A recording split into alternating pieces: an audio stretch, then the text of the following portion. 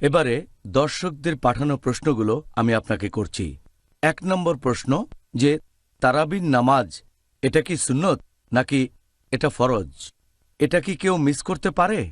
এই প্রশ্নের ব্যাপারে যদি বলতে হয় যে এই তারাবি অথবা কিয়ামুল লাইল রমজান মাসে এটা কি ফরজ নাকি সুন্নত, এ ব্যাপারে আগেও বলেছি।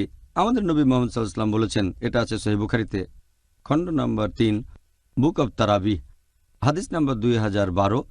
এখানে বলা হয়েছে যে মুহাম্মদ সাল্লাল্লাহু আলাইহি ওয়াসাল্লাম রমজান মাসে মসজিদে কিয়ামুল লাইল পড়লেন আর লোকজনও তার সাথে পড়ল।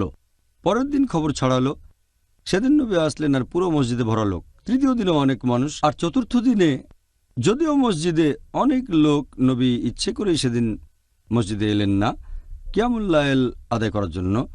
তারপর ফজরের নামাজের সময় নবী বললেন, এমন না যে আমি জানতাম না মসজিদে অনেক লোক আছে, তবে আমি ইচ্ছে করে আসিনি, কারণ আমি চাই না রমজানে কিয়ামুল লাইল তোমাদের জন্য ফরজ করা হোক।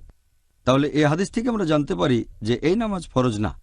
তবে আরেকটা হাদিস সহিহ বুখারী, খণ্ড নম্বর ৩, বুক অব তারাবি, হাদিস নাম্বার 2009। আমাদের নবী বলেছেন, যদি কেউ রমজান মাসে রাতের নামাজ আদায় করে ঈমানের সাথে আর আল্লাহর পুরস্কারের আশায়, তার অতীতের সব গুনাহ ক্ষমা করা হবে। এই হাদিসের ভিত্তিতে আমরা জানতে পারি যদিও এটা ফরজ না, তবে খুবই গুরুত্বপূর্ণ সুন্নত, সুন্নতে মুআক্কাদা। তার মানে নবীর যে সুন্নত গুরুত্বের সাথে সুপারিশ করা হয়েছে, যদিও এটা ফরজ না, এটা সুন্নতে মুআক্কাদা, খুবই গুরুত্বপূর্ণ একটা সুন্নত।